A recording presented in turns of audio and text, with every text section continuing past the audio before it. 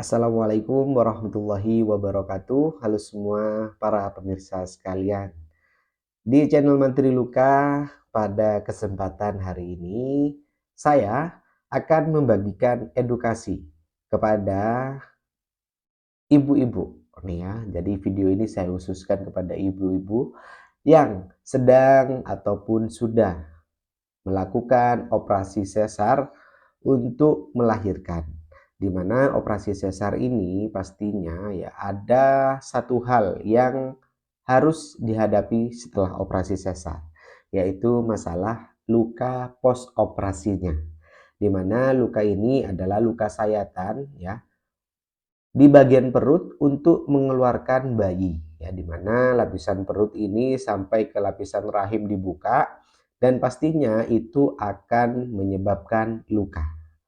Dan luka tersebut banyak sekali ya dari para pemirsa sekalian yang bertanya kepada saya mengenai kenapa luka tersebut kok sulit sembuh. Ada pertanyaan di salah satu video saya mengenai luka sesar, yaitu, "Mas, saya sudah melakukan operasi sesar sudah 2 bulan. Lukanya masih belum sembuh dan sudah berobat dan minum obat apapun, tapi belum sembuh." Nah, hal tersebut menjadi pertanyaan pastinya bagi kita semua. Kenapa kok bisa selama 2 bulan pasca operasi lukanya tersebut tidak kunjung sembuh? Pastinya hal-hal yang membuat ya ataupun menjadi penyebab dari luka tersebut harus segera tertangani. Di mana luka ini sulit sembuh, pastinya ada salah satu faktor penyebab yang menyebabkan luka post-operasi sesar ini sulit sembuh. Nah, maka dari itu, dari hal ini saya akan memberikan informasi nih kepada ibu-ibu ataupun ya keluarga, bapak, sanak saudara ya dan suaminya juga. Ya ini juga harus tahu nih apa saja faktor penyebab luka sesar sulit sembuh, di mana hal ini perlu diketahui dan segera ditangani ya. Dari beberapa faktor ini yang mana nih penyebab luka tersebut kok sulit sembuh? Langsung saja saya akan menjelaskan satu persatu. Yang pertama yaitu faktor nutrisi, di mana faktor nutrisi ini masih banyak dari kalangan masyarakat ya, khususnya di Indonesia nih. Masih ada ya yang mempercayai mitos bahwasannya saat terjadi luka jangan mengkonsumsi putih telur, ikan laut, daging ya, ayam contohnya. Di mana itu nanti lukanya akan tambah basah dan lama sembuhnya. Hal tersebut perlu saya luruskan bahwasannya yang saya sebutkan tadi itu adalah nutrisi yang dibutuhkan oleh tubuh kita untuk meregenerasi sel ataupun membuat jaringan baru ya, agar nantinya luka tersebut dapat segera sembuh dengan mengkonsumsi putih telur, ikan laut ya, atau ikan gabus yang terkenal ya kan, ataupun protein-protein yang lainnya. Ingat jangan sampai tidak mengkonsumsi protein ya. Nanti kalau tidak mengkonsumsi protein, maka apa yang terjadi? Lukanya akan lama sembuhnya. Oke, itu dia faktor yang pertama. Selanjutnya adalah faktor yang kedua, yaitu faktor mobilisasi ataupun pergerakan setelah operasi. Pastinya di rumah sakit ataupun di fasilitas kesehatan ya, dokter ataupun bidan yang menangani operasi sesar akan mengedukasi bagaimana mobilisasi ataupun cara pergerakan yang baik agar nantinya jahitan ini bisa aman ya saat dibuat aktivitas. Dan pastinya dokter ataupun bidan yang mengedukasi ya untuk mobilisasi setelah operasi ini akan bertahap ya. Ada cara ataupun step by step bagaimana melatih otot agar nantinya tidak berpotensi ya terjadinya jahitan terbuka kembali. Apabila jahitan terbuka kembali, maka yang terjadi adalah luka tersebut akan sulit sembuh. Bisa-bisa akan dilakukan operasi ulang ya. Jadi ingat, hati-hati tentang mobilisasi. Faktor selanjutnya yang ketiga, di mana faktor yang ketiga ini eh, banyak sekali saya temukan ya di beberapa pasien saya saat melakukan perawatan luka post operasi sesar. Ini terjadi yang namanya infeksi ya, di mana infeksi ini ya memang kerap terjadi pada pasien-pasien operasi sesar yang ditandai dengan apa?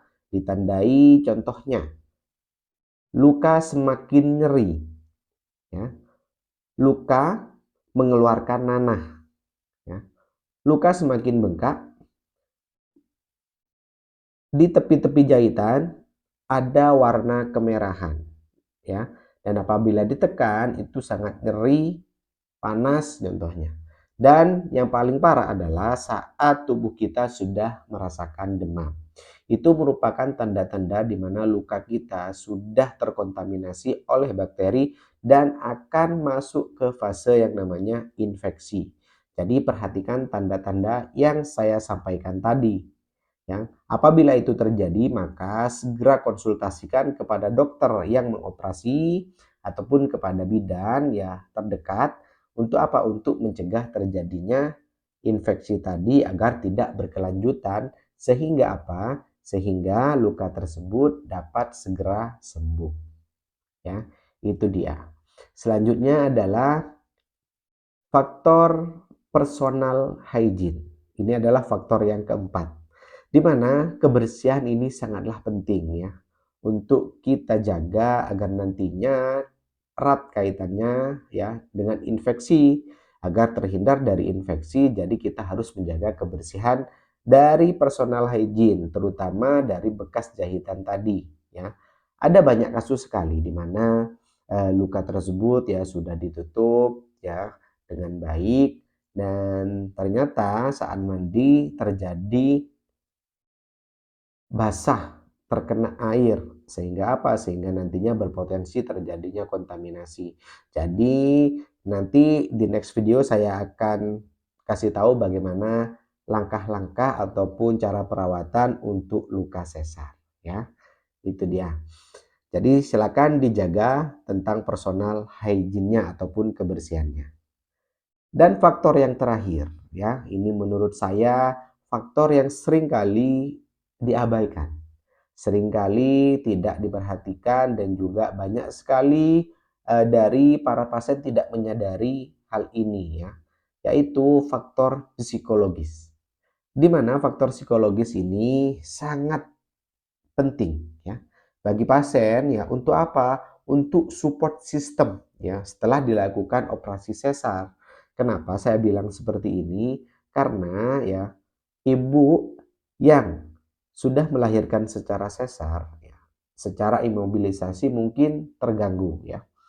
Karena dari setiap kesembuhan dan juga metode sesar saat ini sudah banyak sekali berkembang, dan dari setiap individu masing pasien-pasien ini ya, masing-masing pasien ini berbeda-beda. Mungkin ada yang 2 hari sudah bisa berkegiatan, mungkin ada yang 7 hari sudah bisa berkegiatan ya. Tapi ya mungkin ada juga sampai 2 minggu, 1 bulan, 2 bulan tidak bisa berkegiatan dikarenakan apa? Dikarenakan lukanya belum sembuh contohnya. Nah, hal tersebut juga butuh support system yang baik, terutama dari suaminya, dari keluarganya, dan dari orang-orang terdekat yang bisa support secara psikologis ya ataupun secara aktivitas. Karena ibu ini pasti ya ingin sekali segera sembuh dan segera merawat anaknya. Maka dari itu harapan saya faktor kelima ini ya harus lebih diperhatikan, dan juga faktor-faktor yang lain juga harus diperhatikan. Jangan sampai keempat faktor tadi, contohnya faktor infeksi, nutrisi, faktor mobilisasi dan juga secara personal hygiene terpenuhi, tapi faktor psikologis ternyata tidak terpenuhi. Itu akan erat kaitannya dengan faktor-faktor yang lain. Ya, kalau bisa kelima faktor ini harus sama-sama segera diperbaiki agar apa? Agar nantinya luka dari pasien post operasi sesar ini segera diberikan kesembuhan. Oke, itu dia faktor-faktor yang menyebabkan luka sesar sulit sembuh.